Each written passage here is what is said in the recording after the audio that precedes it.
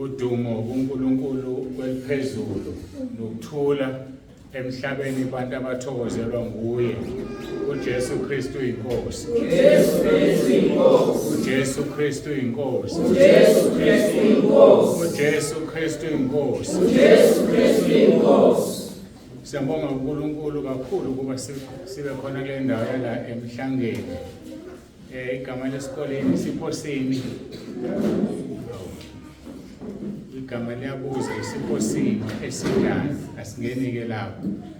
Siyajabula kakhulu kuba phakathi kwenu. Siyambonga uNkulunkulu sigcinile indlela yonke sifika. Nani nonke nikhona. Nabasuka kude ke nabasuka eduze.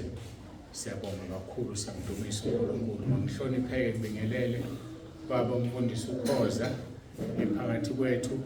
Siyabonga kakhulu baba. Ngithemba ngikhuluma kahle uyangizwa. Ngoba manje kufanele ngikhumbule ukuthi kufanele ngithi ukuphakamisa izwi. Sibingelele umvangeli baba uKhanyile nomama. Sibingelele omama bonke baba bonke abakhona. Ngibingelele umama umfundisi uDlongolo phakathi kwethu. Siyabonga uNkulunkulu kakhulu ngaye. Uphileko. Okay. Bese sibonga futhi sibingelele umama umfundisi uHadebe osuke eShiyane phakathi kwethu. Siyabonga kakhulu. Uma kukhona ke ngimshiyayo befana ngimbalule ngicela ningixolele. Kusho ukuthi ubaba uKhoza ke sothi akawenzanga kahle umsebenzi. Nje khona usibanibani ungabashiyi. Siyabonga kakhulu ke siyamdumisa uNkulunkulu bangathi ke angaba kanye nathi kule nkonzo esihlangene kuyona. Mnene Sunday School. Bese ngicela ke abaphethe ingane. Ngenxa yabo sizogodola. Mayingane yakhe ikuhlupha thatha isihlalo uhlale la eduze khona uzozo. Bese uyavula umnyango ukuze uzuthi kuthiwani bese siyagodola thina singaphakathi. Ngenxa yale machine erekhodayo siyafisa ukuthi kurekhodeke izwi kuphela. Bangaphazamiseka abantu ngokukhala kwengane.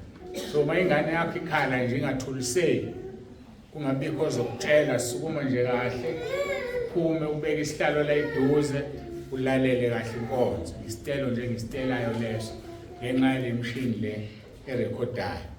Phela izingane zena ngithandanga ngithanda izibusiso. Njoba sikhala nje ezinye zazo amadimoni zizophazamisa inkonzo. Zalahlwa, zadatshwa, zenziwa yonke lento le. Azifuneki inkonzo, azifuni ukuyizwa.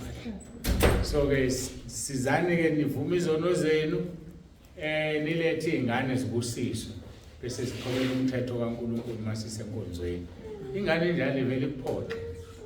Nale engashaywa lithi iBhayibheli khulisa ingane ngoswazi. Ingane engashayi uphoqa phakathi kwabantu. Ubusathe ngizokushaya ubuke ngoba vela ulishaya. Yazi ukuthi uyidlalisa. Ikubuke nje ibanga umsila. Loze ufunda ukuyishaya ingane. Ingane iyashaya kodwa ishaywa ngoswazi. Hayi ngempama, hayi ngesandla. Hayi ngenduku. Futhi uma uyishaya ingane uyathandaza kuqala. Uze ungayilimazi. Masuqedile ukuyishaya uphinde uthandaze. Mase zingaka seyikhulile uthandazisa yona. Thandaze nje wangizokushaya nje.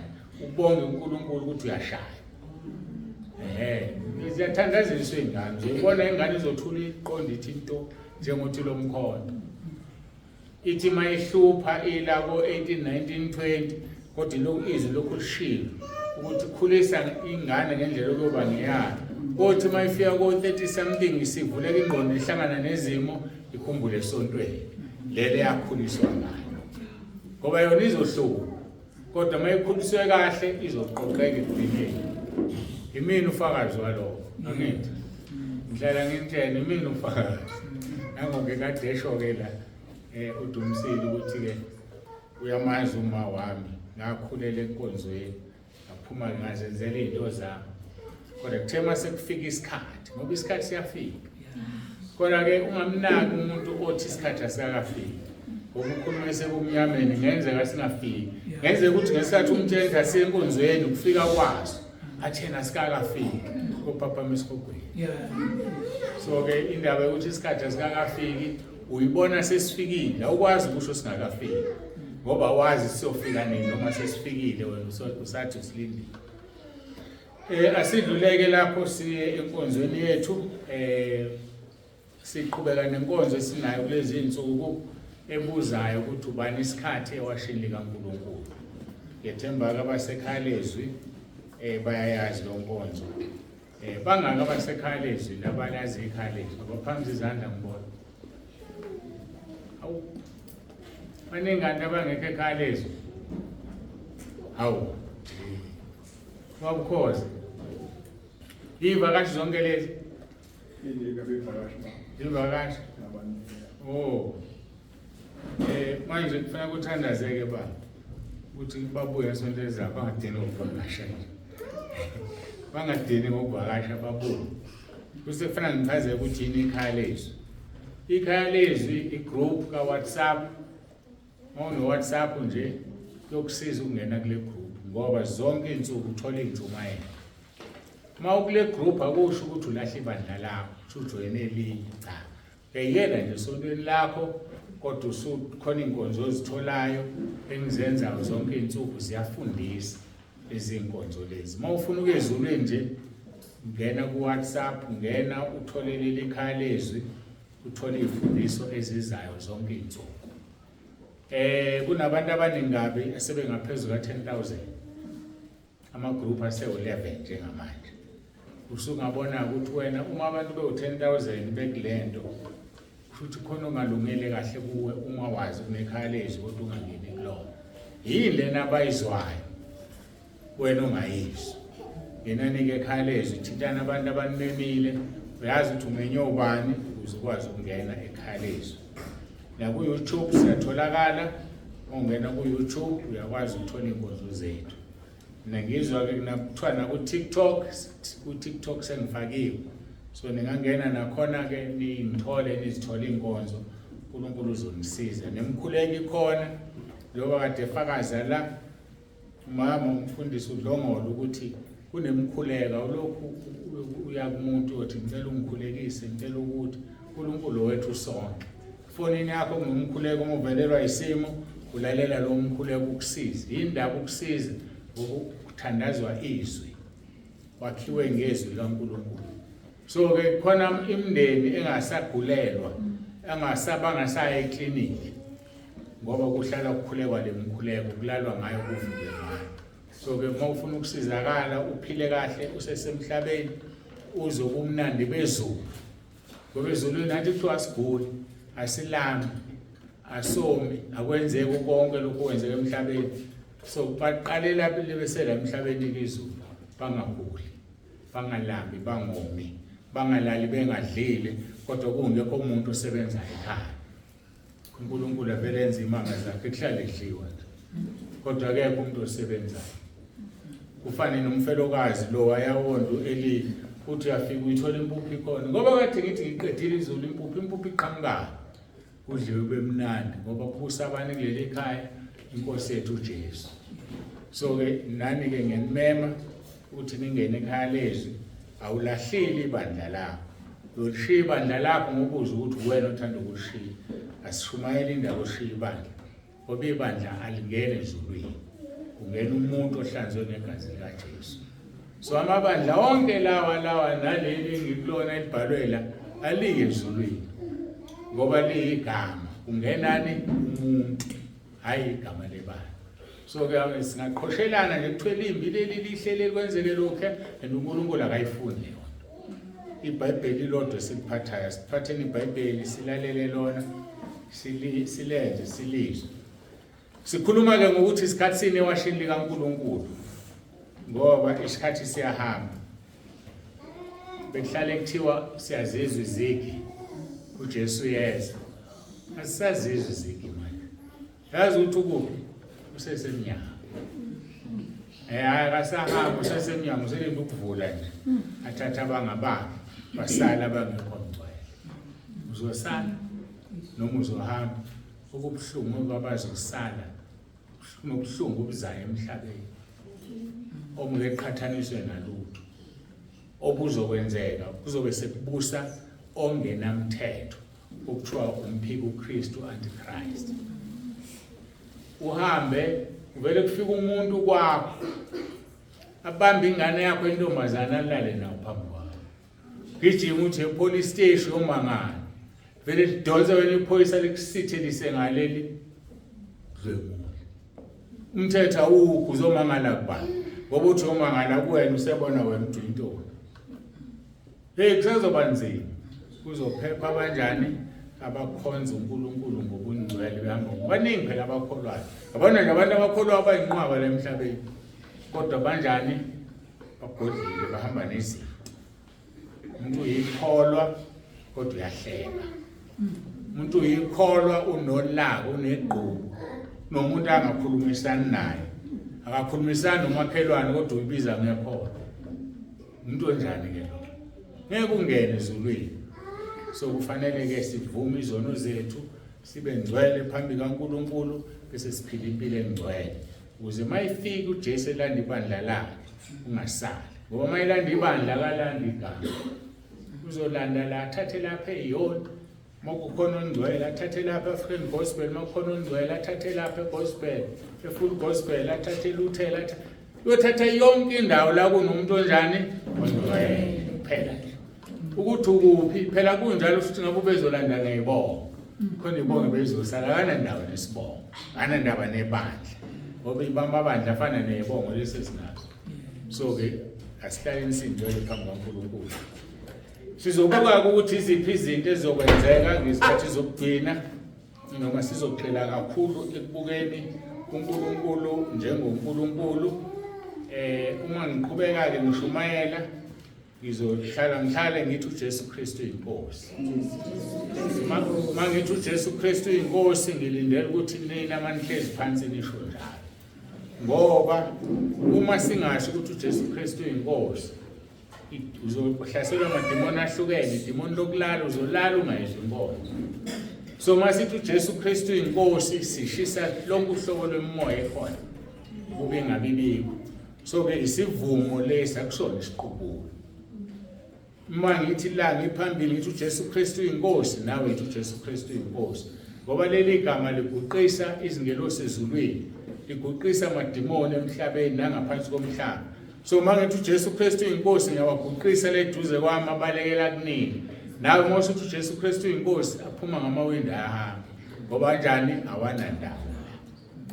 So umbhekeko oseduze kwakho ukuthi uyasho ukuthi uJesu Kristu inkosi. Ngoba mayingasho ngeze kuhleze eduze kwedevelopment, ibizohlasela ithi izo-operate la ngaphakathi. Kukhona abathunywa uSathane ongomo yayona. So sibashisa ngaleli gama. Mhlawumbe uzombona ephuma, aphume sengathi uyochama, kanti uyasha phinda kuye. Ushiso wena ngokuseduze kwakho, usho ngesaba.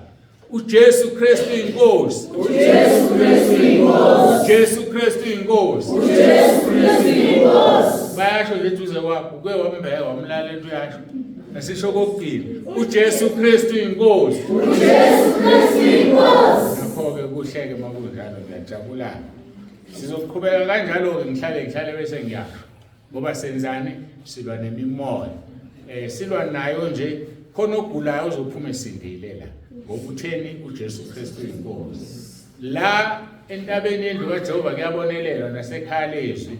Abantu abasindiswa ukubeka izandla kuphela. Abanye basindiswa ukungena nje enkonzweni aphuma esesindile. Abanye ukukhuleka nje makukhulekwa la kungashongo ukuthi kuphatha igama likabantu usesindile. Kangangokuba nje angizobeka umuntu izandla mina. Umuntu uzothola izandla zami noba ngiphilisa mina.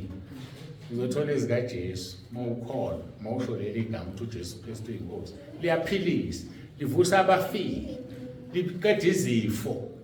So ulisho ukholwe ngoba uzophuma la usuphila kade ungenela ugula. Siyahambisana wona.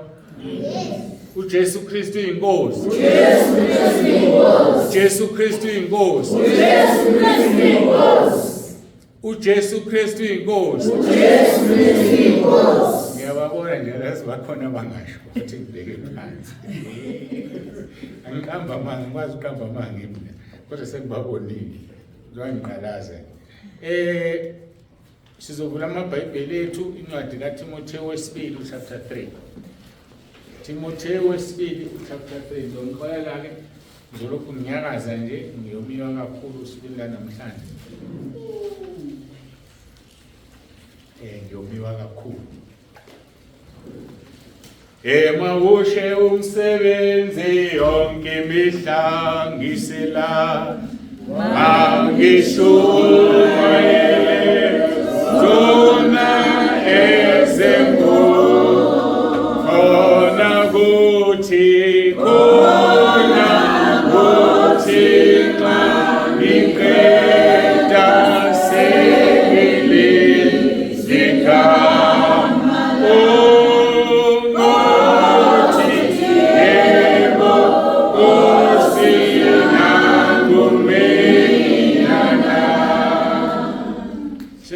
sikhuleke. Njengoba sizoguqa sikhuleke, akekho uphoqiwe ukuthi aguqe uma engathandi. Ngiyangizwa kodwa? Akekho njani? Pho thina siguqelani uma engekho uphoqiwe? Siguqelani uma engekho uphoqiwe? Kushizwe. Kodwa ngale kokusho kwezwi kwasho inkosi kumina ngelinye ilanga yathi yini ningangiguqeli ngoba uJesu indodana yami esihamba emhlabeni mawufunde eBhayibhelini njalo uma ethandaza wayengiguqela. Ningobani nini ningafuni ukuguqa? Mawungathanda ukuguqa zikuze uthi ubani wena ozixhumanisa noJesu. Ngingakubalela abantu abaguqa begula engagoba amadola bavuka lapha baphindanga baphathwa amadola. Ngoba lento iwukholo uzothi hayi angiguqi mina ngoba ngiyagula. Kanti ubani lo mguqelayo? Akuyena ozokuphilisa. Mawungazithoba ungaguqi ngeke akuphilise. Kodwa mawuzithoba uguqi uzophuma la ungasaqhuki kade ungena unjani? Uqhuka. Injalo nje lento.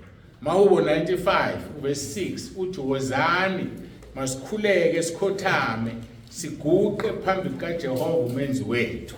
Ngokuba yena unguNkulunkulu wethu thina singabantu bedlelo lakhe nezimvu zesandla sakhe. Wena mawungaguqi usitshela ukuthi awusiyena okaNkulunkulu. Number 2, awenziwanga izandla zakhe. Number 3, awudli edlelweni lakhe.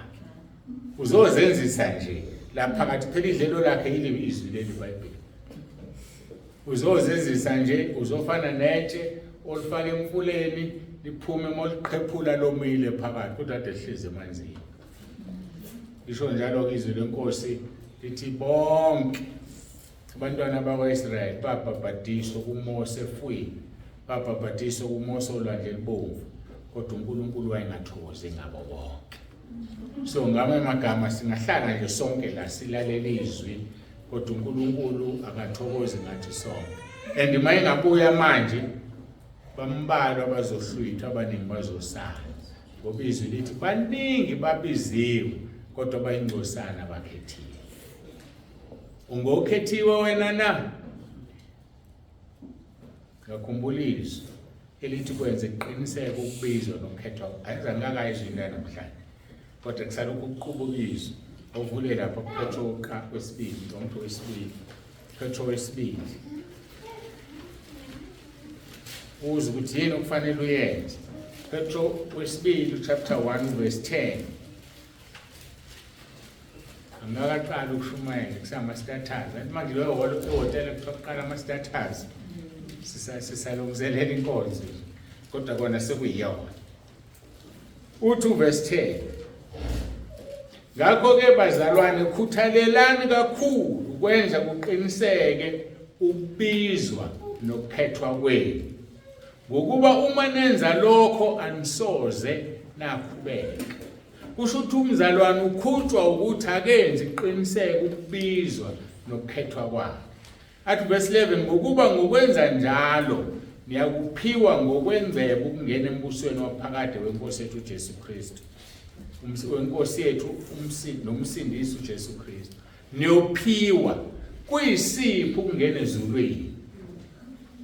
Awungeni ngokuhlakanipha. Awungeni ngokwazi. Awungeni ngokushumela. Yabona into engenza la ayenziwe ezulwini. Futhi ngeke ngifake ezulwini, ngeke ngenze ukushumayela ezulwini. Bashumayela baphume bamba ophuza. Bashumayela aphume nisacula nina usobhema ngaphandle. So ukushumayela kungenisa umuntu ezulwini. Ukukhulekela abantu abagulayo kungenisa umuntu ezulwini. Basindiswa igama lika Jesu, basindiswa yilokhulekayo. So izinto esizenzela uNkulunkulu kade phethe uhlelo nje la ulindiwe. Ngeke kumngenise ezulwini uphathe uhlelo. Niyakuzwa kodwa kwami. So uyozongena ezulwini owenzizwe. Fundizwe ukuthi lithi ngasikhuluma ngokuguqa nje izwi. Mawuhlulo ukuguqa wenzizwe. Macabanga ukuthi uzongena ezulwini. So lezi zinto ezincane mawunegqubu ngeke ungene ezulwini. Elibhlungu ke lapha kuMateyu chapter 5 uthi uJesu uma uhambisa umnikelo e-altar ukhumbula ukuthi kunomuntu onegqubu nawe. Akuwena onegqubu naye, kodwa umuntu onegqubu nawe uthi ushiya umnikelo hamba ubuyisane naye. Awuzungene ezulwini ngoba kunomuntu onegqubu nawe. Wena unalo uyambingelela athule. Yikona lokho okungeza ukufaka ezulwini. Ngoba kufanele kuhlale naye phansi mngani wami ngicaba isenzo ngoneni kuwe. Ngakubingelela wathula. Yini inkinga ngixolisi.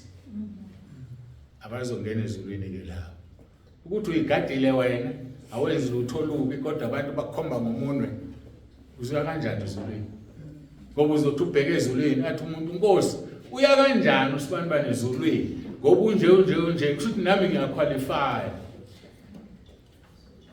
So akusubabikho umusuzondo umakhelwane. Ngoba ngeke ungene ezulwini. Ngithi ke indlela yasezulwini, indlela yesezulwini uJesu. Kodwa idlula kuphi? Kwamakhelwane. Ayiqondi ngqo. Ijika kwamakhelwane. Mawungazwani nomakhelwane. Kufanele kuyini kwamakhwaba. Yindaba ungazwani nomakhelwane. Uzongena kanjani ezulwini? So lelizwe ngiqedayo ke khuthalela ukuba ukwenza iqiniseko ukubizwa nokukhethwa kwabo. Siyazazi mina abadala ingane zethu zifeze apply emsebenzini bese zenze njani ziyabizwa ngithi for interview. Mawulalela lezi khuthalelo ukwenza uqiniseke ini ukubizwa nokukhethwa. So uma ebizwa umuntu ekuthakeze for interview kodwa angayi usho ukuthi akakukhuthaleli ukukhethwa kwakhe ukuthi ukhethiwe. Mhlambe kuma interviews abe ama CV abe 1000 wangena ku top 100. Mayingayi ngeke uthole umsebenzi. So khuthalela ukuthi ukukhethwa ukubizwa kwakho ukwenza iqiniseke ngokuthi uye la kukhethwa khona. Uyiswa yini ukuthi uzenze izinto ezikwenza uqualify ukuthi ukhethwe. Yikho ke uJesu baningi babeziwe bayingcosana bakhethiwe. So mayingehla manje azolanda ibandla. Abaningi bazosala kunabazohlwithwa. Ngisho la endlini njengamanje. Wena ozazi uma uzibheka ukuthi ngiyohamba noma ngiyosala. Wamhlambe ngisathuka inhlamba. Mhlambe ngithuka isilwane usikhulu yasethuka. Indlu uyikhipha ngofuseko ephuma. Indlu ikhipha ngonqenqa oyinqaphela. Inhlamba le. Ukuthi inja idalwe uNkulunkulu. Mawufunda iHubo 104 lithi izwi lenkosi zinomoya kaNkulunkulu njengathi. Ngesikhathi ebumba umuntu wamphefumulela umoya wakhe, umuntu wabomphefumulo ophilayo. Nezilwane ziphefumulela uNkulunkulu. So mawuthuka inje uthuka uNkulunkulu umenzi wayo. Mawushaya inkukhu ihlukumeza uNkulunkulu umenzi walempilo. Lezilwane nifuyile nje. Idla kangaki nje ekhaya. Idla kanye ngisho. Ekhona bayisa kathathu, khona uthi kathathu kulungile. Kodwa nidlisa kanye wena udla kangaki. Uthayenze njani? Masiya kwamakhelwane untshontsha amaqanda. icala laba lakho lambiseleja lithi izwi lenkosi ulifunde ihubo nofolonke lithi izilwane zikhala kuNkulunkulu abese ezinika ukudla uzinika kanjani kwehle ezulwini uthambe kwamakhelwane ufika uthola amaqanda yahambe ifike idle kwamakhelwane ayishaya umakhelwane athola isono nawe idle lapha isone sakho ngoba uyinishile injalo nje lento so ke uma ufuna ukuya ezulwini awusenzi isono nanoma yini esondele kubini awuhlukumeza isilwane awuhlukumeza umuntu yonke into edalwe uNkulunkulu enjani awuyihlukumezi ziyavunywa ke yabona sengena enkonzweni egameni manje ngisho sengavalwa manje sekushunyayelile asithandazeni bafowethu siyezwini lenkosi Emawushe umsebenzi yonke mihla ngiselama ngishumayele zona ezengo ona kuthi ona nipeda sengiliza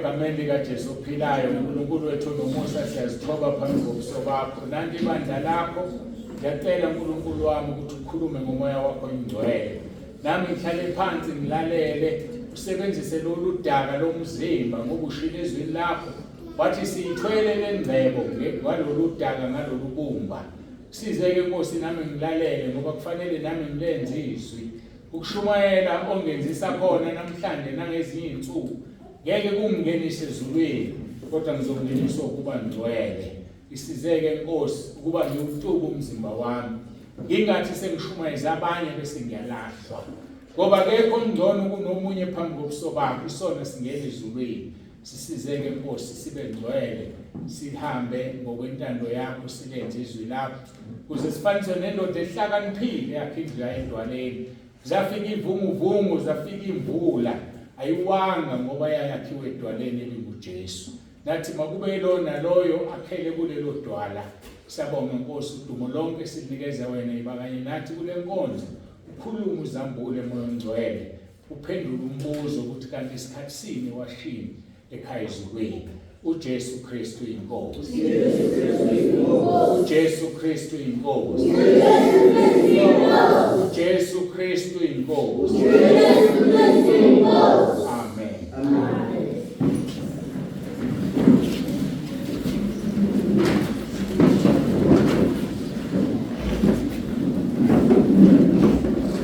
uTimotheo wesibili chapter 3 verse 1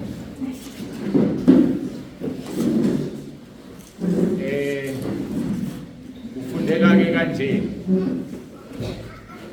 azoma kusaqondile lapha kuyahamba wona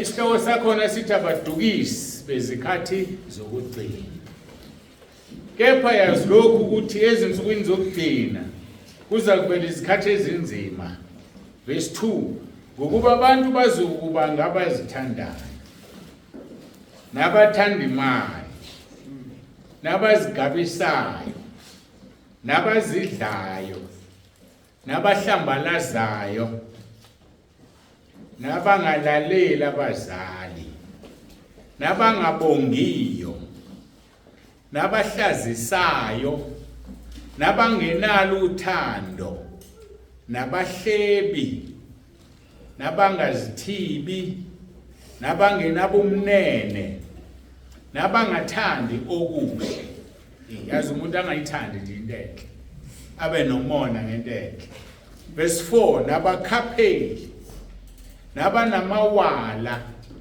nabakhukhumele nabathanda injabulo kunokuthanda uNkulunkulu nabanesimo sokumesaba uNkulunkulu kepha amandla akho bewaphika labo ke wobagwema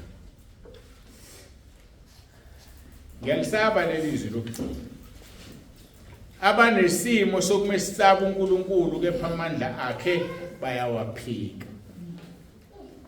Ukwenzani ukuphika amandla kaNkulunkulu? Ukuthi ube nezinto ezikhombisa ukuthi awuthembi ukuthi uJesu uyaphilisa. Ngibuke la ekhaya lezo ama profile pictures abantu. Bagcwalisa amaphilisi. Bagcwalisa izinto abathi ziphilisa umzimba. Zibekwe umuntu othi wothandaza uJesu uzokuphilisa. Kodwa udayisa amaphilisi aphilisayo. Akadayisa uJesu ongabizi imali ozokuphilisa. Lo muntu unesimo sokukhonza uNkulunkulu kodwa amandla yawaphika. Umuntu othi akayifaki emoji ekhaya lezwi. Banye ngezathi abangizwa kodwa bayangizwa bazongilalela ku WhatsApp. Kodwa uthola ukuthi iprofile pic yakhe ufaka uPopayi. Akuyena. Kodwa uthi akawafuna ama emoji. Awafuni kanjani uzifihlile? Asisho ukufaka isithombe sakho. Kodwa ayikho into ekuphoqayo ukuthi ungafaki lutho kunokuthi ufake emoji. Mawuya lapha ku description yakhe njengomuntu ku WhatsApp ugcwalisa inqwaba yoPopayi inhliziyo yonke lento uyigcwalisile kodwa uthini lo muntu uthi akabafuna oPopayi. Unesimo sokumesaba uNkulunkulu kodwa amandla yawaphika. Umuntu onjani ngempela lo? Ngeke ahlwithwe, ngeke ayezulwini. Kukhulunywa la ngabathanda imali. Uthi yena akayithanda imali. Kodwa indlela akadayisa ngayo izinto, udayisa nongafanele uzidayise, engafanele idayise umzalwane. Uyayithanda imali. Khona amabhizinisi thina abazalwane ongafanele senze njani? Sibe nawo. Ake ngikhulume ngaleli elula nje. Umzalwane kufanele ayidayise imbuzi. Imbuzi zithengwa oba. Obana bathenga imbuzi. Khona uthenga imbuzi athi ngifuna imbuzi ngoyidle ekhaya. Uyithenga ngoba kunjani? So wena udayisa imbuzi ukuthi abantu bakwenza umsebenzi kodwa uthi ikhona. Uyawakhonza amadlozi and ukhonza amadlozi yonke lemizi. Ngoba uwakhonza wakini. Khona amabhizinisi okungafanele siwenze.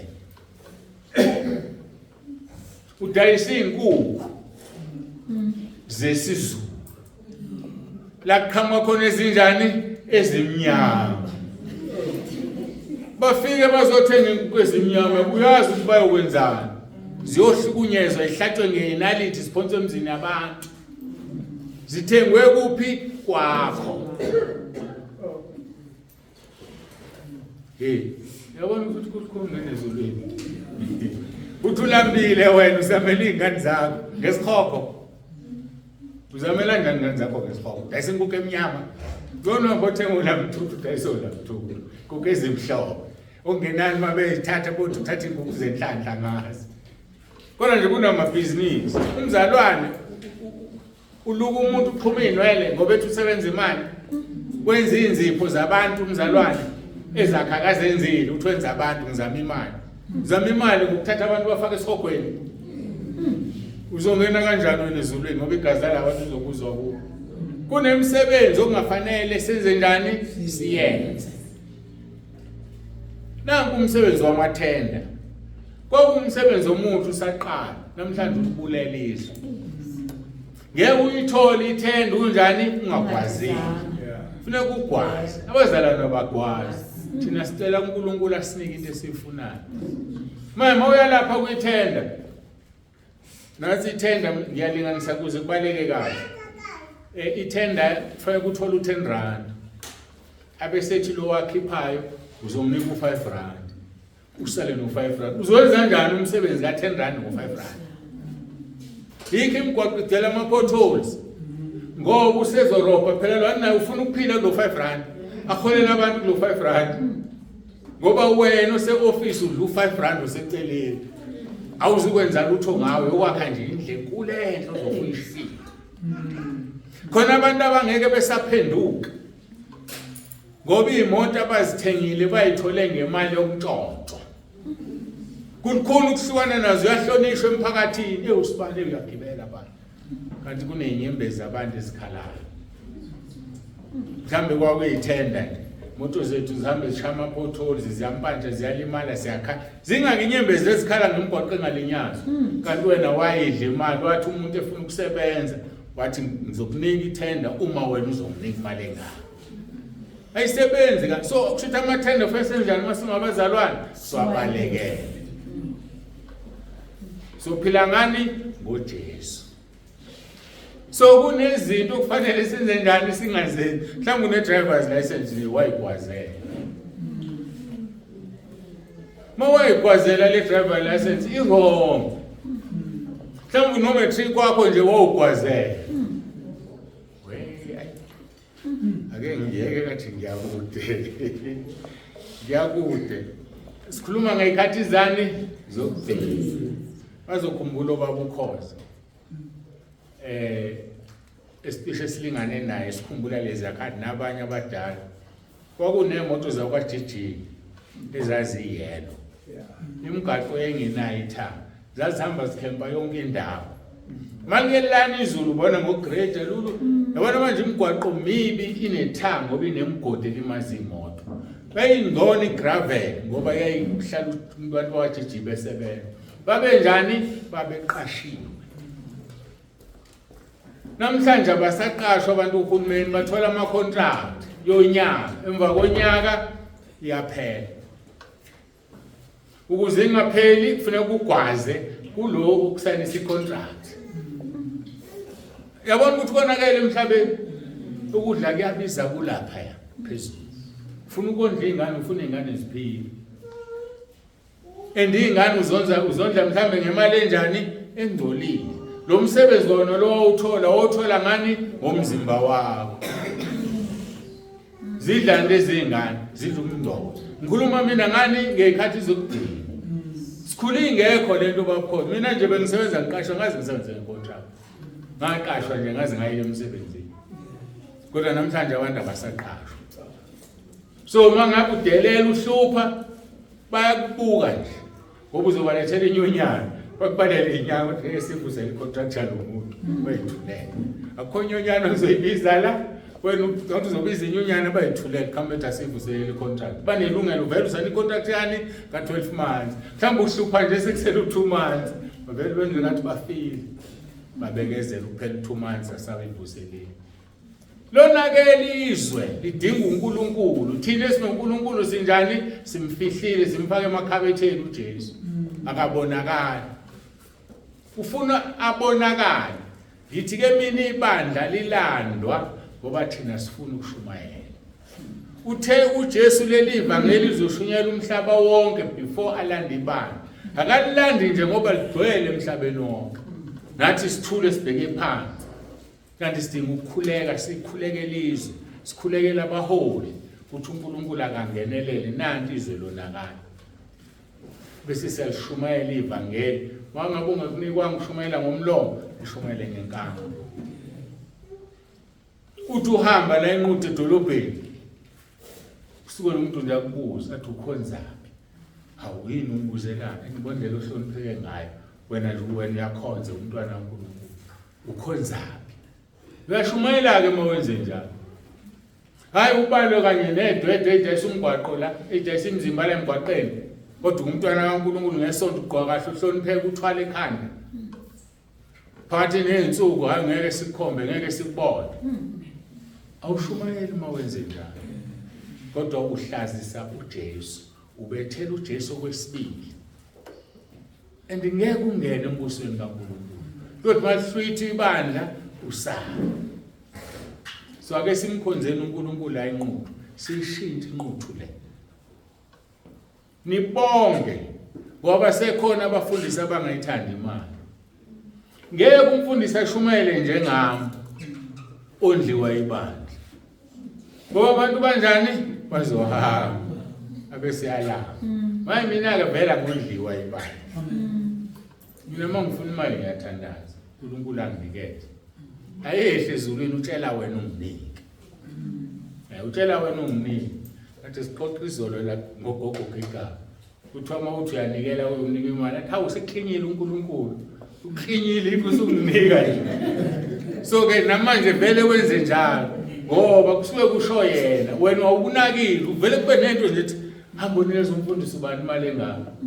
Mhlawumbe uzube namahloni uma usebenza uthi hey babona ekhaya manje uzothi nginika umfundisi imali engaka. Kodwa usekunqumela uNkulunkulu thatha le mali uhamba unike kanti indoda ibikuthandaza ngale. Kunjalo siphila kanjalo. So ke masiphila kanjalo isibusiso sakho leso. Kodwa musukwenza engashonga uNkulunkulu. Ngoba uzoyenza ukwenza endaweni ewrong. Kodwa futhi yenza sure ukuthi umlalelile uNkulunkulu. Ngoba uma umlalelile njani uzokubusisa. Ubonakala ngoba ungabusiseki ukuthi wenza into angayishonga uNkulunkulu. Sibusiso sikaNkulunkulu sinjani? Asithengwa ngemali. Ngithi njani? Hayi nesuzi izakha 10:22 cha ngiyakuzwa siyacebisa. Kodwa asithengwa ngemali. Uthe uNkulunkulu igolide nesiliva lingelakhe. So mali ingelakhe awukwazi ukumthenga. Awuzusuku khona abantu abenze nje athi ngicela ukunikela nanku 50 rand wami ngoba ngifuna ukuthi ngithole ithenda uyamthenga nje uNkulunkulu. Ithenda ithandazela uyikhulekele noma umsebenzi noma yini musunikela unikelela umsebenzi ngoba yikho imali ongayikhipha azothi uNkulunkulu uyamthenga ngayo uyamdelela nje ukhipha 50 rand uzothi ufuna ukuthola umsebenzi ngo50 rand. Wena nikela ngoba kufanele unikele uhambe uyoguqa ufaste ufune umsebenzi kuNkulunkulu ucela uzokunika ngoba noma ngaba unikelanga uzokunika ngoba unjani wena ucelile asiyeke ukucela ngemali. Ukucela nje ngemali uNkulunkulu akakufuni ngoba ukumdelela uzawuthi wenze njani uyamthenga ubiza malini uNkulunkulu ngeke akabiza imali ngoba eyakhe uyikho konke. So thina okwethu kwenze njani ukumlalela bese siyathandaza sifunda ukukhuluma naye. Uma ukhuluma naye uNkulunkulu uyalalela. Ngizomxolela ke ngathi ngiphuza kakhulu amazwi amhlanje. uNkulunkulu akusiyena okamfundisi hlala ngisho lokho. uNkulunkulu wethu sonke. Phone bakhukhumeliselana befundisi. Fundisi ngicela ungikhulekele ngiyagula. Hawu kanti uNkulunkulu kaba walendoda le kodwa ayikhulekele. Owakho nje nawe kanti wendaloba. Dalo isipoko ndalo uSathane. Funda ukuthi kukhulekwa kanjani ukuze uNkulunkulu akuphendule. Ngoba mayefa lo mfundisi uthi wena ufele ubani uNkulunkulu awusena uNkulunkulu wena usiyakhala kodwa Nkosi yami susiphucele umfundisi sizomthatha komuntu wokwenzana awunali iBhayibheli lokuthi ulifunde ulizothi uNkulunkulu uthini kuwe ufuna ukufundela iBhayibheli umfundisi ngesonto ake sifundeni isikhathi sokugcina lesi baningi abadukisi baningi abadukisi banokulunga kwabo. Ukulunga okufuna uNkulunkulu kula eBhayibhelini kuphelele. Asiyeke ukwenza imithetho yethu engekho ezweni. Niyangizwa kodwa uthi ngidini? Ukuhleza abadala ngapha abasha ngapha. Ulinde udukile. Kuthi konke ngifuna ukuyibona. Ngibona abafaka ibuko bangapha abafanele. Yena yedwa hlezi ngale akho umuntu ofaka ibuko ngapha. Kukhona abantu abashisa ibuko bathi isono ukufaka ibuko. Kubhalwe eBhayibhelini ukuthi ukufaka ibuko isono na. Ngizozishisa kanjani ibuko zakho ngingakukhulekele wabona. Ngoba ufuna ngikukhulekele ubone bese ngiyazishisa ke ngoba unjani awusazidingi. Angazoma nangizwa. Ukulunga esizakhela khona sinjani singabantu. Akakufuni lokho uNkulunkulu. Sishumayela izwi leli iBhayibheli oliphethe. Kodwa uma ungena ku social media ungena ku YouTube ungena yonke indawo kugcwele lonke uhlobo lwenkolo olungekho ezweni. Athi uJesu laba bantu babeka imithwalo enzima kubazalwane bahlulwe ukuyifula nangomunwe. kufanele mina ngibe isibonele nenza into engiyenzayo engihlulayo ngisunenzisa yona ngoba nami yangihlula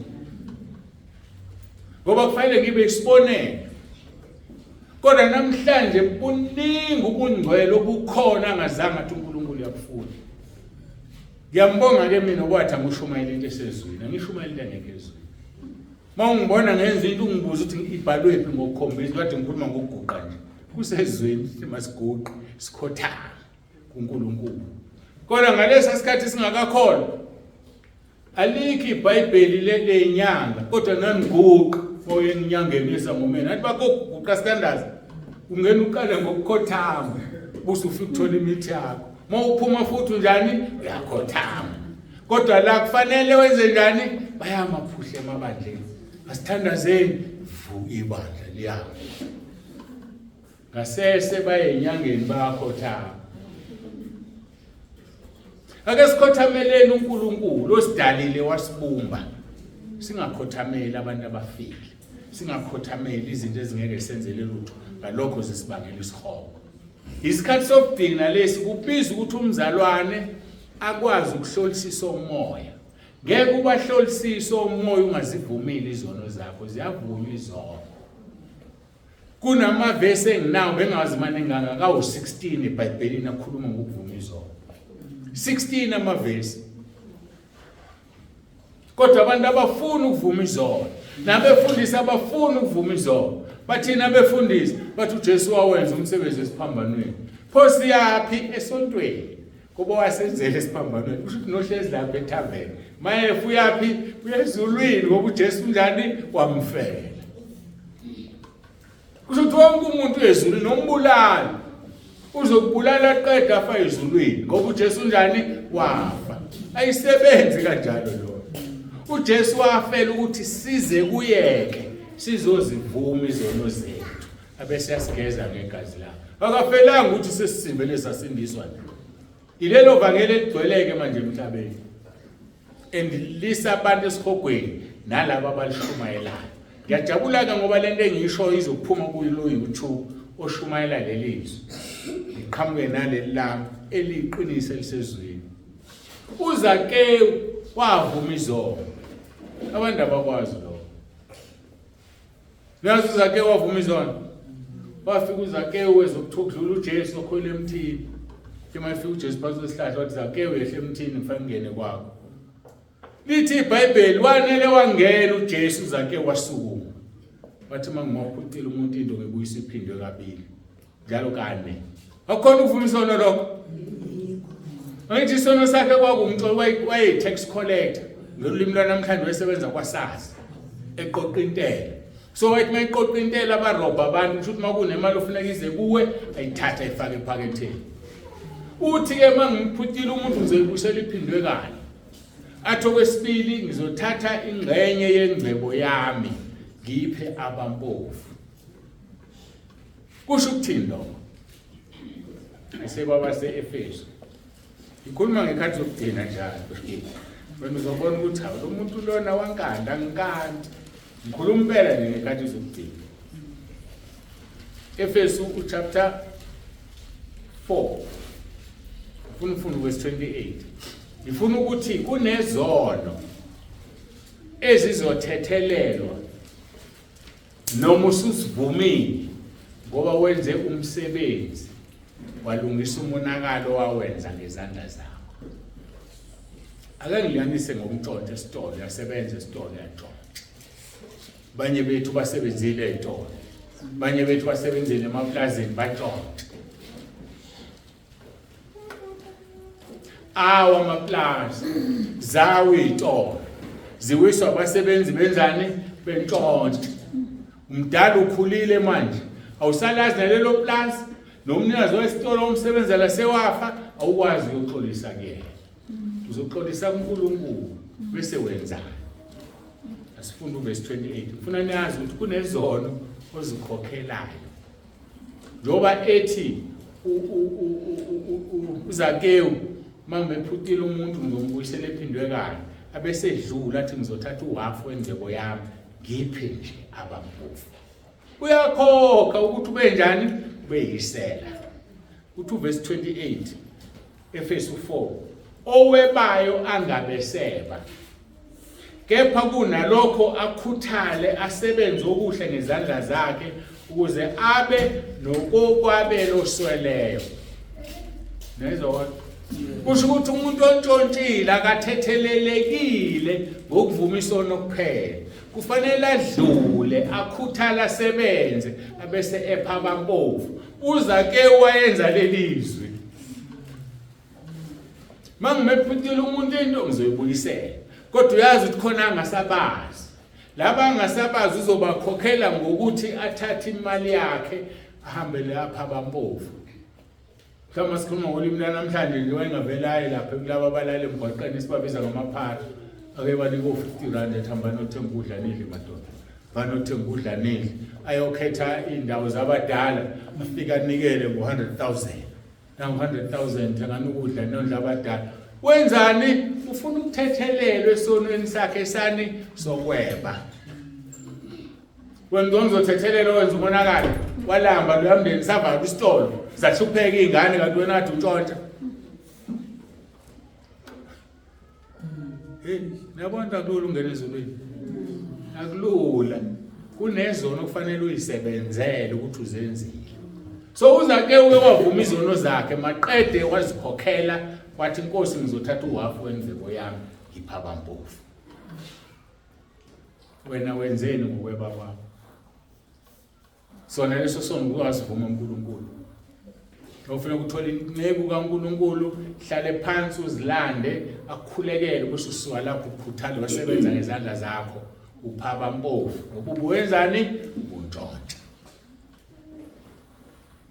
Wantshontsha ushukela ukhula nje. Abadala kwakusena ukhondense, wantshontsha ukhondense. Usuwenzeni ngokweba ukhondense? Soka baba abampofu. Kunabantu abatsheleka imali kuwe behluphele. Uyifuna ngoshova. Engabe inhlizweni yakho uthi ayisibanibani yeke ungabisayikhokha kanti yazi inhlizweni uthi ngoba ngangithola ukhondesi kagogo. Ngangintshontsha esitolo, ngangitshontsha egarage upetrol. Mina ngiyambonga uNkulunkulu wangipha ivangeli elingatseli kwazalwayo. Ngoba ngaba ngikhuluma kanje ngizwe ukuthi ninikele. Ngoba bengeke ninikele sengikhulume kanje. Manje ke sikuthola iqiniso kubantu abangasebenzeli izisu zabo. Kumfundisi ongaholi abadabela bahola. Angisho kuyisona uhola. Kodwa iBhayibheli lithi usuwamukela umvuzo wakho. So laba befundisi ngeke bayithole imqhele ezulwini ngoba baholile emhlabeni bayithole kunayo. Mabe hambe ngobungcwele boqoka ingubo ezimhlophe babe kukhulunywa. Imqhele njani?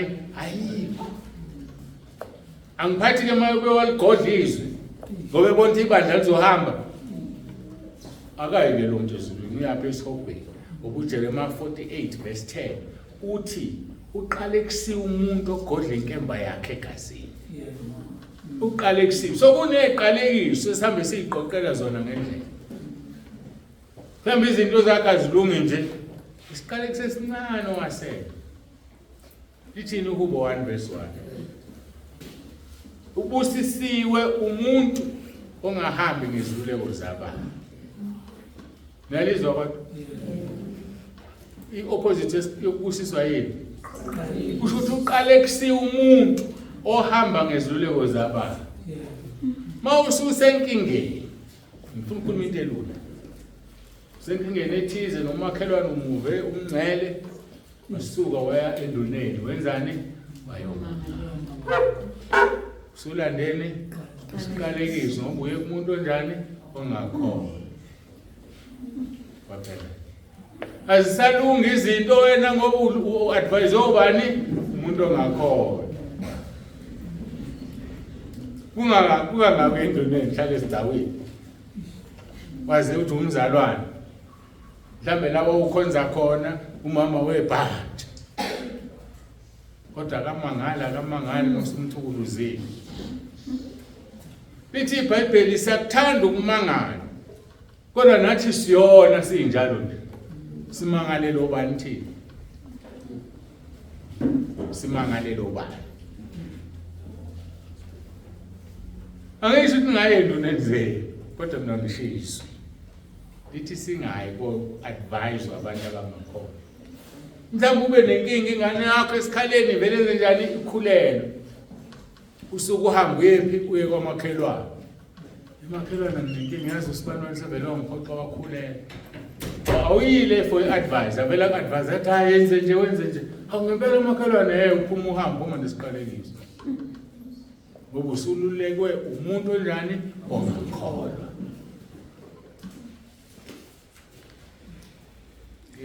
Mina ngifuna nezulwini, ngiyabona ukuthi ngifuna nezulwini. Ngibonisa izinto ezincane engazinakile. Ngifuna nezulwini. Zingakanani idumbu la endlini. Idumbu. Aningizwe ukuthi ngidina ngini. Zingakanani idumbu la endlini. Kuka ngakuthi safa amakhasi. Ngoba kwelikamoya ufile. Kuka ngakuthi eyisafa ukushisa. Usuzibulele kuNkulunkulu ufile. Zingaki idumbu la. Kuka ngakuthembisa. Ungafezi. Ngane yakhe encane engaki yakhala. Hambe edobheni. Ayizokuphathela iKFC. Busu ungabuyi naye. Uqamba amanga njenganeni. Zokuphathela uswidi, awusabuyi noswidi. Uqamba amanga uthembisile ufezi. Uzongena kuliphi izulu? Mina ngiyabuza. Iliphi izulu ozongena kulona? Ngoba uJohn chapter 8 verse 44 uthi uJesu nina enqamba amanga ningabakayihlo uSathane ngoba wabulala abantu kwasekuqaleni. Mawuqamba amanga umbulala. Ngoba lo muntu ukholwa yini into engekho. Umbulele. Kasho njalo inyoka iwuSathane imela uSathane. Kathi Eva uNkulunkulu ubona ukuthi nizofana naye ngeke nife uma ethi nizofa manidle noma nidle. uNkulunkulu engakhulumi ngokufa kwenyama, ekhuluma ukuthi uzobaxoshe ideni. Ngoba mawungekho embusweni kaNkulunkulu ufile. So mawungakholwa kuNkulunkulu ufile. Ngoba inyoka isenyameni, uNkulunkulu ukhulume kumoya, uthi uSathane hayi ubona ukuthi nizofana naye, basidla isithelo baxoshe. Yikho ngibuze ngake idumbu. Siyanibona niyaphila khona. Kodwa uNkulunkulu niyaphila yini? Zingake izingane esizibulele. Uthi umyayi mina ngase ngikhiphe isiso. Qinisile, akwazi usikhiphe esisibonayo. Kodwa mhlawumbe useyintombazanyana encane wakhuleka, wazama ukuyikhipha lengane yangaphuma. Iyaphila uNkulunkulu wena ifile, ikho kuhlupha nje. Sikhulile idla ama-drugs. Yikho ingawutholi nje umsebenzi ibhuquza. Isipoki izowuthola njani umsebenzi ipoka ayisebenzi? Wayibulala ngoba wafisa ukuthi ife. Athi ngizamkhuluma ukuyibulala, ngiyababona abayibulala ngempela. Mina ngikhuluma laba abantu banazo, kanti bayibulala. Abanye bayilahlile izingane zabo. Wahamba enyangeni noma kumthandazo, yalahlwa ingane. Ubuye ugonile wena uthi hayi kulahlwe kulahlwa, vele kulahlwa ingane noma kulahlwa isilwane. Kodwa ulahlele ingane le, usugona umoya ezulwini. Yakhula ingane yakuhlupha yonke into le. Ngoba kuseyona yakho wayilahla idemoni le. So asiqapheleni izinto esizenzayo. Asibuyisane noNkulunkulu. Uyokwenza ukuthethelelwa kube kukhulu. Asiye kuhambela kuhle. Ngoba useyabuya uJesu. And mase lilandile ibandla abayosala lapho kubabuhlungu. Bayofisa ngathi ngabe ngcono babazange bazalwe. Abayosala lapho. Wesike abasele bekholwa. Bethi bayamazi uNkulunkulu kanti abamazi. Inhloso kaNkulunkulu sithola lapha kuTimotheo ngithi wesibili chapter 4 chapter 2 verse 4 ngisakhumbula ukuthi 4 nithi uNkulunkulu ufuna ukuba bonke abantu basindiswe baze bafinyelele kulazini iqiniso. Kusho ukuthini lo? Mawuphuma la uzothi ngeke usho ukuthi hey bengithi ngiyakholwa kanti ngiyadlala. Ngithi lokho ukwazi iqiniso. Namhlanje ufuna ukufunda into enhle. Kusasa ufunde enye. Uma ngakayibuya uJesu uzifinyelele kulazi iqiniso. Awulanga ulazi iqiniso losuku olulodwa. Ngisho nami ngibona ngimla. Ngisafunda kunezinto uNkulunkulu angifundisa zona. Ngimangale ngibambo ngezantsi. Hawu Nkosi kanti kunjalo na? Ngoba ngeke silazi iqiniso lonke sidla emhlabeni. Uthi uPaul sibuka okuyingxenye okuphelele sokubona izulwini. So yiba umzalwane okhulayo usuku nosuku. Kube nento entsho oyifundiswa uNkulunkulu ngomoya wakho oyingcwele. Bese uyayenza ungayiyeki. Ngoba usunecala elikhulu ukuthi umoya ongcwele ukhulumele nawe awangenza. Mina ngifuna sonke sezulwini. Sihlale kube mnandi. Angazi noma kuyakhundula emhlabeni. Sithi masikhumbule emhlabeni sithe kodwa azi siyabonga. Leya nkonzo eyenzeka lapha emhlangeni mhla ka3 kuAugust. Yashintsha impilo yami. Ngaba ngikho la. Uthi ubonga mina uthi ungangibonga kumina. uJesu simkhonza sibongene yena sikele udumo ngoba kumina ngenzela njengamanje ngibona nje bengazi nami ngizokhuluma ukuthi sengikhulumile futhi akumina okhulumayo ukhona lo okhulumayo dlula ke kimi ngoba ngosuku lokwahlulela uzothi uNkulunkulu ngathi kuwe uthi awukuphi uNkulunkulu bese kuvezwa leli khehla ulizwe lisho hayi ngani kwakuba uNsibande nje athi kwangesiye edwamuzwe ethandaza wathi uhlezi phansi naye ufuna ukulalela kwangesiye ngisebenza umzimba wakhe akukhomba isihogweni so isikhathi sokudlula kumuntu sithathe lento ayishoyo sihlole ukuthi sezweni na ngoba ingekho ezweni futhi umuntu omphambi kwakho umele uSathane ukhuluma izinto ezingekho ezweni kodwa mayikhuluma izinto ezisezweni owazithi kuyena uNkulunkulu qobo lwakhe ulawo uyakhuluma hayi ngoba yena uNkulunkulu cha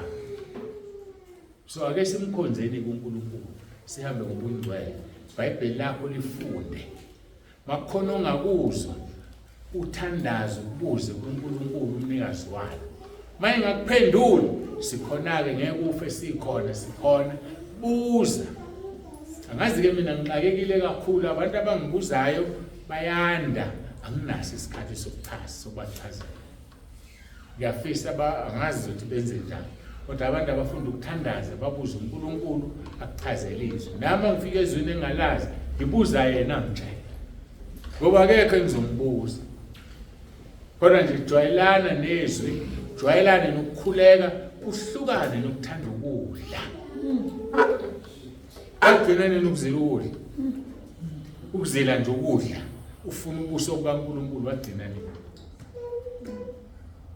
khumbula ensimini yaseEden uAdam noEva baxoshela ukudla uIsawa lahlelo ifolo ubuzibulo ngenxa yeplate lokudla so ukudla uSathane uyakusebenzisa ukuthi siyeke ukufasta siyeke ukufuna uNkulunkulu utholakala endlaleni utholakala kuhlupheni umzimba ngithandazilela uthi uPaul ngiyawutuba umzimba wami kuba ngathi sengishumayeza abanye ngilala umzimba utuwa ngazo zonke indlela uncisha ukudla andikhona amadimoni akhishwa ukuthi awudli uthandaza njalo iphumela ukhona ezweni bathi abafundi inkosi thina indaba singalikhiphanga leli demoni kodwa uJesu aliphumi ngaphandle kokuzila ukudla nokukhuleka khona idemoni elisaba indlala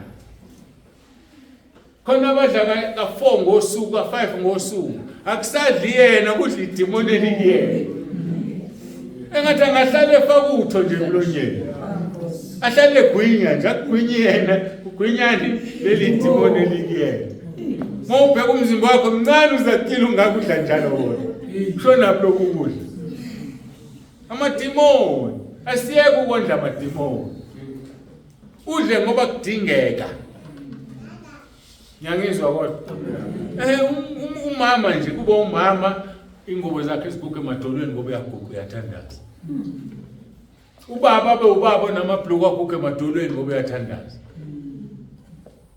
Hayi ingubo esiguge enqeni namabhluku akho enqeni ngoba kuyadlalwa nje udliwe. Ahlalwa nje udliwe. Hawu. Sazana ukudla kukhona sofa sikushiye. Siye la kuthiwa kulanjwa khona. Engingaku-understand akulanjwa ngoba kungadliwa noma ukudla kuningi angazi. Kodwa lithi iBhayibheli akulanjwa akugulwa lizwakale lokugula. Kodwa lokulanjwa akulanjwa ngoba ukudla okuningi noma ngoba kudliwa angazi. Uma uthanda ukudlala kanti akudliwa ngale ufike wenze njani? Uyokwenza njani? Khumbulani into eyodwa, uma uthanda ukudla kangaka nje la emhlabeni uhleke ukufasta. Uhleke ungena emkhosini. Esihogweni uyofasta ungathandi ngoba esihogweni kunjani? Akukho ukudla. Selokhu bangena sebaqeda 100 years or 1000 years abaze bafake lutho emlonyeni. Ngisho iconsi lamanzi sithi sicebe nje thumela uLazarus dobhoza isihloko and most dobhoza isihloko emanzini. Ngenzeka ukuthi ufike umuntu la libiconsi seluwini lingasekho. Ufuna lelo consi isiciko. Namanje sisasha leso siciko. Asikaze sifake lutho manje museyijwayeze ukudla ngoba ngeke kukusiza. Jwayele ukungadli kuze kufike bemnandi ezulwini mawusuku ngoba kuzobe singasekho isidingo sokuzila ukudla. uNkulunkulu uzobe njani? Ehlezi nawe, ehlezi kuwe. Siphithi nje ukuthi lokho ebengikulungisile it's not a pit uMongcwele akangisikhona. Bekunevesi la elithi uNkulunkulu ufake umoya wakhe kithi. Lo moya ufake kithi uthi uJesu uzohlala kithi uze kube phakade. Ufake umoya wendodana. Kusho ukuthini ke lokho? Mayefaka umoya wendodana kusho ukuthi sizofana noJesu njengoba lishizo siyoba njengaye. So uma sinjengaye asisoze simphendukele uNkulunkulu njengoSathane. Ngoba umoya okuthina esobe siphila ngawo kuzobe kuumoya kaNkulunkulu futhi kahle hle masizokubeka ngolimi sizoluzwa. uNkulunkulu uzobe eziduplicateile ewuye kithina. Kuzobe kungeyithina kuyena. So ukhona umuntu ongazivukela okonke umuntu ethatha induku ezishaya. So asikhonzeni uNkulunkulu sihambe ngobungcwele ukuze umoya kaNkulunkulu uhlale kithi. Simthobele ezulwini senze yonke into ngoba izobe engenziwa yithi yenziwa umoya wakhe onjani okuthini. Kodwa umoya ongcwele ngeke uthole usungale uthola la. Awuhlale endaweni engcolile. Asihambeni ngobungcwele. Sizono ziyavunywa. Asikhulume ngozake uPaul wavuma izono. Niyakwazi lokho ukuthi ngekhohlwa nje chapter 22 yezenzo lapho elanda khona ukusindiswa kwakhe. Uthe sekhulekeliwe wahamba waya ethempelini ethi uthandaza. Uthi ngathi ngithandaza ngambona. Wayesengitshela wathi uzongithumela ezizweni lokuthi ngizoshupheka ngenxa yakho. Wayesethini uPaul wayephendula uthi ngivele ngimvume khona nizobona ngoba abantu abaningi abayikholwa le uPaul wavuma izono. Abanye abantu abasithethe izono zingavumi mina bangimanga zenzo chapter 22 mina am understand. Ingakho ke kufanele sibe nomoya kaNkulunkulu. Zenzo 22 verse 17 ngifuna nje sifunde ngamaboko. Kwathi sengibuyele eJerusalem ngikhuleke ethempelini ngehlelwa isiyezi. Ngambona wathi kimi khawuleza uphume masinyane eJerusalem ngokuba abazukwamukela ubufakazi bakho ngami. Verse 19. Mina ngase ngithi kuye ilokho ke ngithi ukuvuma kwakho izono. Nkosi bayazi bona ukuthi mina engangibabopha ngibashaya emasinagoge. Namuzi uPaul uvuma izono zakhe. Kanti yini uvuma izono? Mangekona ukulanda indaba zakho. uJesu ukhuluma enye into uthi shekhawuleza usheshe uphume lana ngoba bazokwamukela ubufakazi. Akangene eshuthi ukhona uJesu ushiswa ilento ayenzile yokushaya amakhono. Ukuvuma izono lo abantu bamele nokuvuma izono baphotha uPaul ethi ivangeli lomusa. Ivangeli lomusa ngoba senzela umusa ukuthi sivume izono. Hayi ukuthi ivangeli lomusa ukuthi singavuma izono. Kwazi ivuma uPaul mina ngase ngithi kuye Nkosi bayazi bona ukuthi mina engangibabopha ngibashaya emasinagogeni abakholwa nguwe.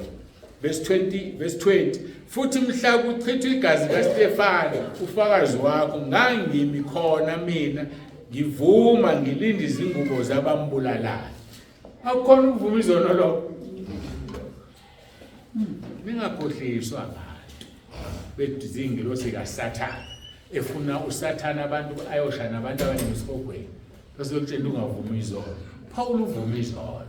Lo Paul okhonzwe kakhulu obhala incwadi eziwu-13 eBhayibhelini. Akwenzeki umfundisi mayishumayela ngayiquote incwadi kaPaul. Kodwa uPaul wavumisa izono. Njalo yena wazivuma. Uzake wazivuma. Baningi ongababala labavuma izono. Wena bese uthi yakholwa ungayivumeli izono uzongena ezulwini likabani. La nothi yavunywa izono.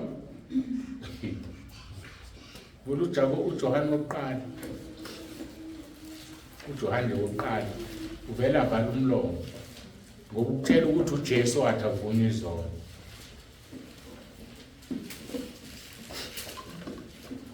Ngithi uJohane wokuqala utshela ukuthini?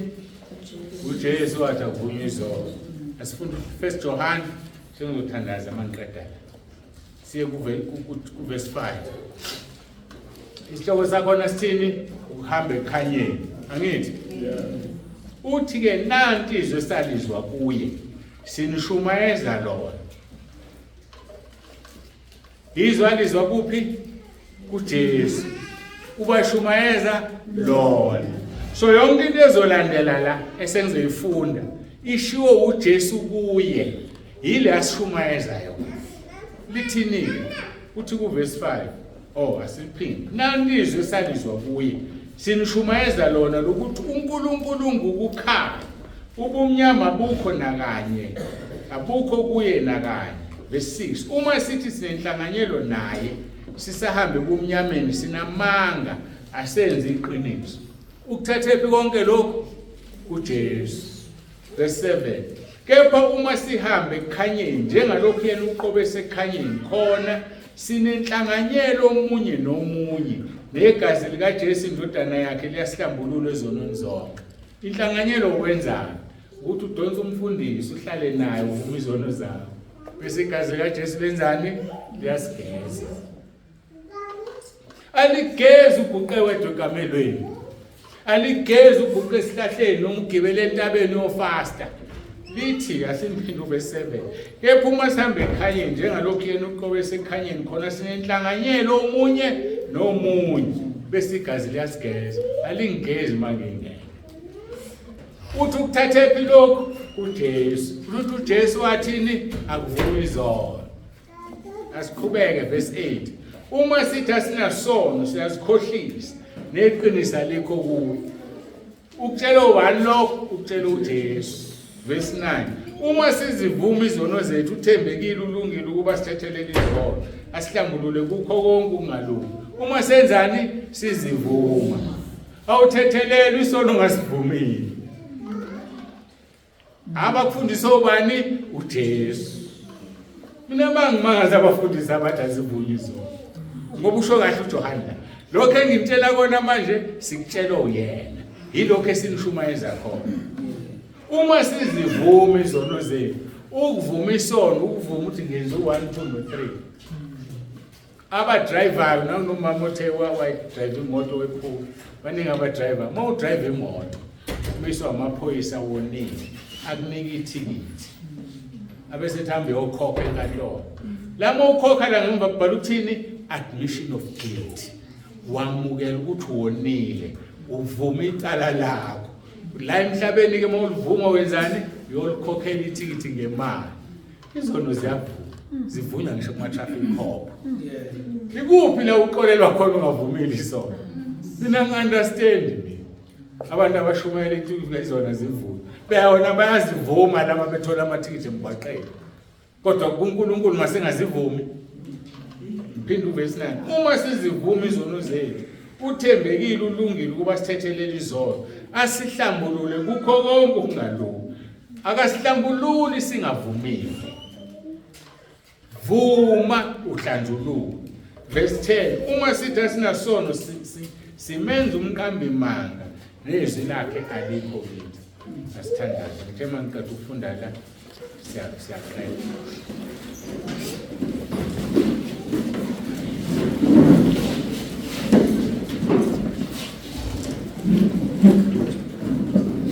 Abongcwele babolungileyo uNkulunkulu wethu onomusa.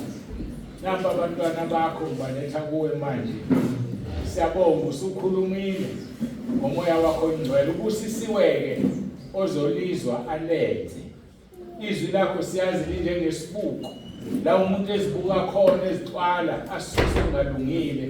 Mhlawumbe uthe mayedla wazithela noma mayedla kwasala eduze komlomo mase sibuke esibukweni hawu ngisinokudla la abese zicwala ezilungisa. Izwi lakho ke Nkosi lilo umsebenzi.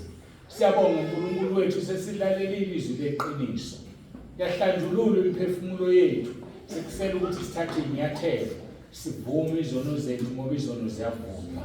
Bese uyasithethelela usihlambulule kukho konke ukungalungi. Ushilo ku 1 John chapter 3 verse 3. Wathi labo Nkosi abakholwayo ukuthi bayoba njengawe bazihlambulula kuwe ngoba wena uhlambulukile. Ukuthi masikhuluma nomuntu sivume izono zethu asikhulumi naye. Sikhuluma nawe usekhaya ezulwini. Ngoba ushile ezwini lakho wathi uma ababili behlangene egameni lakho ukhona. Siyabonga Nkosi ivangeli lakho liqaqile. Abathunywa uSathane abalisitha abaligobisa. Abathi bashumayela ivangeli lomusa. Kanti ivangeli lomusa yilo leli lokuvuma izono. Ukukabani ukuthi uwone maqedwe uthethelelwe kungumusa wakho. Siyabonga Nkosi. Musa wasenzela wona eGolgotha. Siyabonga uNkulunkulu wethu kwangathi izisebenzi zikaSathane ezimelene nokuvunywa kwezono ungazidalula uziveze. Baphumela obala beqiniso abenza izwi lakho sibabone lishunyelwe ivangeli leqiniso ligcwala umhlaba wonke. Kanti ibandla lakho Nkosi lakhiwa amabandla ahlukene esihlangene ngalo la emhlangeni kulesi sikole isiphosini. Yakhuleka Nkosi busise lona loyo khona la. Busise Nkosi ukuba ngayisoli ngokufika kwakhe. Azozwa iqiniso eliphuma emlonyeni wakho. Kungabi bikho yozilandulela ngosuku lokugcina athi mina ngizwanga. Basizeke uNkulunkulu wethu abantwana bakho bahlale kuwe bangasuki noma umoya wombusi ubavukela kodwa bangayishiyi indawo yakho babeke kuyona. Siyabonga ke uNkulunkulu wethu usisa nemindeni yabo engakholwa ukuba yazane nawe. Bakholwe Nkosi sisekhona kulo mhlaba. Kungabikho namunye uzolahlwa. Khulekela nabazolalela ku WhatsApp, nabazolalela ku YouTube bebuka. Babusise Nkosi, balizwe izwi balenze ngoba izwi lakho liyaphila. Izwi lakho lingamandla akho. Izwi lakho libukhali kunenkembe esikazi zombili. Izwi lakho lihlaba lahlukanisa umkantha namalunga. Izwi lakho lihlukanisa umoya nomphefumulo. Izwi lakho lidabula umlilo. Izwi lakho lidabula amanzi ligijima ngaphezulu kombane. Baligijima ligcwala umhlaba wonke Nkosi ukuba kube lona loyo asindiswe afinyelele kulazini iqiniso. Udumo lonke sinikeza wena. uJesu Kristu inkosi. uJesu Kristu inkosi. uJesu Kristu inkosi. Amen.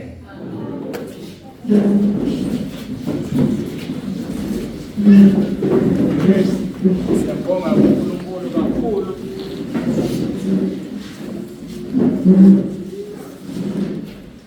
Uthi mangingahambi ningangcwelisile. Mangingahambi ningathandazeli uRoma 10 verse 9. Abanye kabamazi uRoma 10 verse 9. Roma 10 verse 9. Umkhuleko ukuvuma uJesu ukuthi uyinkosi. Isikhathi singimashumayela sithi yamukela uJesu. Kanti uJesu uyavuma. Umvuma ukuthi uyinkosi uyasindiswa. Mawuvula nje uRoma 10 verse 9 uzokutshela. Mawuvuma ngomlomo wakho ukuthi uJesu Kristu uyinkosi uyasindiswa. Mawukholwa enhlizweni yakho ukuthi uNkulunkulu wamvusa kwabafileyo kuba ukulunga lokho. hayi ukulunga esizakhela khona ukulunga kwey'dwedwe kodwa ukulunga ngokukholwa egameni lenkosi uJesu. uJesu-ke uyakuthanda ukuthi ube khona namhlanje wazozwa indaba ey'nkulu. Yini ozoyenza wena? Mvume. Hayi ngoba umvuma ngoba ungakholwa kodwa ngoba sisindiswa usuku nosuku. Indlela esesihambile inde. Uma ungahamba la kulo mgwaqo igravel angithi bese kudlula ibhasi lithela ngentuli. Awungcolile ngoba uzingcolisanga wena. So ke singcolile bazalwane ngendlela eningihlukene. Gibele eTaxini abantu bathukane ngenhlamba usungcolile. Kodwa uzama uthula umuntu kodwa usungcolile. Mhlawumbe le nhlamba izongena ezisuse ekhaya uzoxoxa. Hey ngizwa abantu bethukana lapha. Ucabanga ukuthi wena uyaxoxa. Kanti yazi ukuthi wenzani? Uyabangcolisa ngale ukuthi abangcolisa uyaphalaza. Iyakushisa siyakushisa isono. Indlela ozama ukuvumba ngayo uzosivuma endaweni errong. Zizozibuza ngani ubatheni mama usiyasho ukuthi batheni usiyathuka nje. Bungcolisiwe usiyazingcolisa. Uzwa abantu behleba. Uthutha ngemphendule mina ngifuna ukuhleba. Kodwa bahleba ukhona nje. Umntwana kaNkulunkulu awubakhuzi ngani? Usungcolile. So ke masithandaza uRoma 10 sigeza izinto ezifana nalezo. Izintuli zendlela. Kodwa izono zenzile zivume. Ongazenzanga zamngcolisa endleleni zigeze ngoRoma 10:9. So ngamagama awushiwo umuntu ongakholwa uRoma 10:9. Ushiwo umuntu ofuna ezulwini ngoba uyazi ukuthi ngeke usuke la ufike emotweni lapha ngento ungangcolile. Angithi besihleze emotweni drive kodwa mangakhipha leli shirt limnyama lengcolile siqhamuke ebhentuli. So ngamagama ke ekukholweni singcola singazi singanakile. Mhlawumbe uthe ihambela lapha emgwaqeni noma lapha edolobheni. Akubuko wesilisa akukhanuke. Ithi iBhayibheli uselale nawe. Uyothola inqwaba ezulwini amadoda alala nawe ongakwazi. Musho Roma 10:9 ugeza lokho kungcola ngoba bakungcolisile. Kiselelisa. Sathi Nkosi uzongikhumbula embusweni wakho. Sasivuma sathi Jesu ungikhumbule embusweni wakho. Sasivuma ukuthi uJesu uyinkosi. Jesu wathi namhlanje ngizoba nawe eparadise. So uma umvuma thandaza uRoma 10:9 uvula umnyango wezulu. Uthi uma ukuthi awufike ekhaya namhlanje noma mina ngifike ekhaya namhlanje anokwazi ukuthi ngisezulwini. Ngoba njengoba ngishisa uRoma 10 athi ngishiso nini nami ngiyamusha. Uyasebenza nami kimi. So nowazi ukuthi ngoba ngimlindele ekhaya ezulwini. Mangikhumbule kahle ngobuza noma ngabe into emnandi ezulwini uyazazi izinto. Lisho njalo izwi lenkosi so zazi izinto ngayo. Kanti nasebebuya khona basho njalo bathi into ecabangayo vele liqhamuka izwi elikuphendula. Ngoba yikho into esithakele. Ngoba ehlezi nje ubaba ulokhuzana ubaba ukhoza kube sisezulwini ngabe ngiyambona ucabangani bese ngimphendula engambuzanga. Ngani yenzeka le nto la ukuthi ucabanga into yazi mangake ngithola ukuthi uvela ukubonisa ukunikeza ukuzwile uNkulunkulu ngomcabango wakho. Ngoba ezulwini kuphendula umcabango. So kufanele sihambe ngobungcwele singabi nemizindla eminingi singacabanga izinto ezimbi ziyasingcolisa endleleni. Bazosukuma abathandayo ukuthandaza nami uRoma 10:9. Khethe yakho ngoba indlela zimbi. Khethe yakho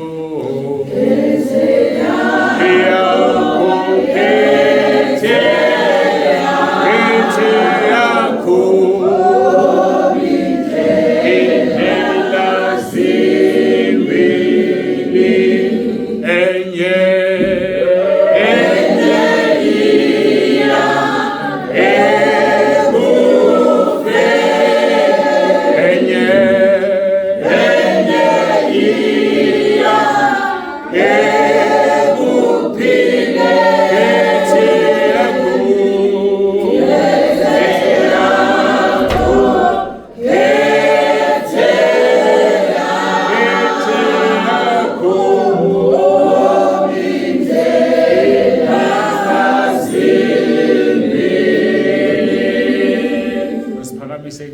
ngisho emva kwami.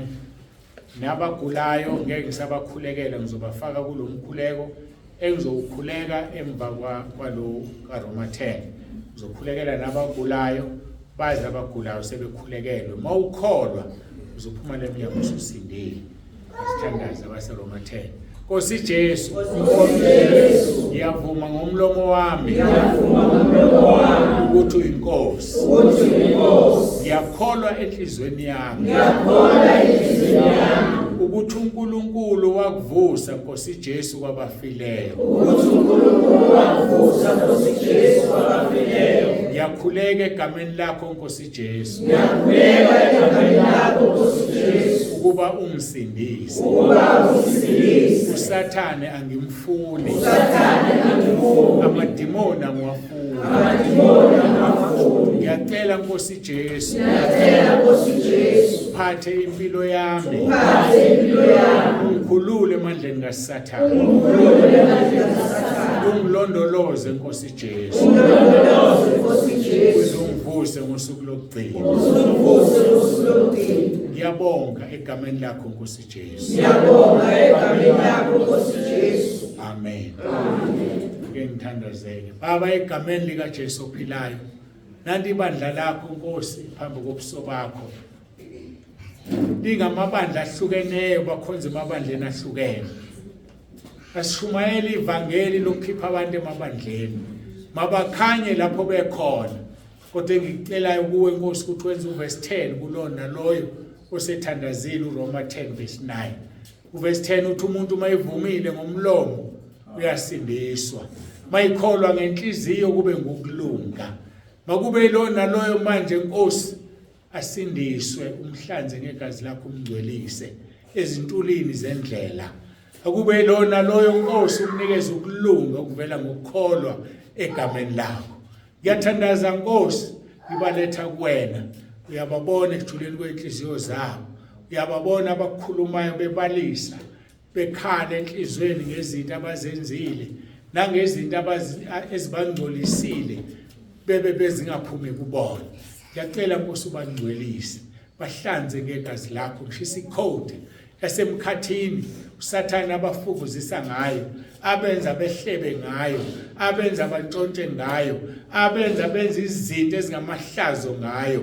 Ngithi ngegama elinamandla lenkosi yethu Jesu Kristu ophilayo, njengoba ushilo kuRoma 10 verse 13, wathi bonke abakhuleka egameni lakho bayosindiswa. Sikhuleka kulo leli gama elinikezwe amandla ezulwini nasemhlabeni, leli gama eliyifa kunelezingelosi, leli gama eliguqisa amadolo ezulwini liwaguqisa emhlabeni nangaphansi komhlaba.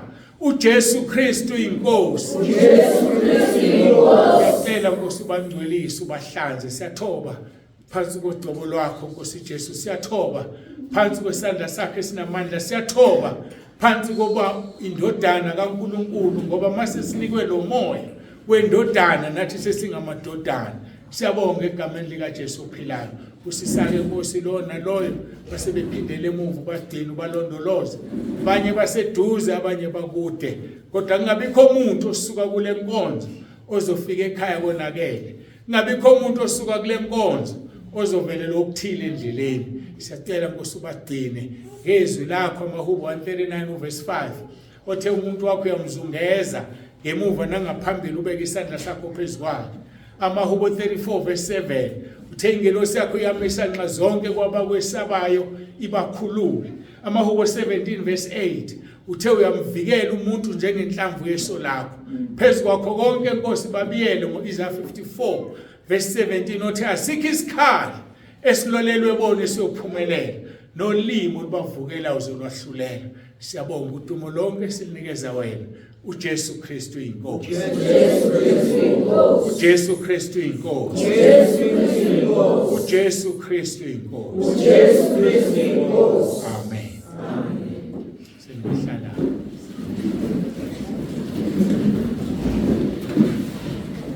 Siyabonga ke kakhulu uNkulunkulu, siyabonga babukhoza ukusamukela endaweni yakho. Baba ukhanyile ukuthi nisamukele. Siyabonga kakhulu. uNkulunkulu anibiyele, uNkulunkulu anibusise. Sengidedela kumphathi wohlelo ngibuyisela kuyena zonke iy'ntambo uJesu Kristu inkosi.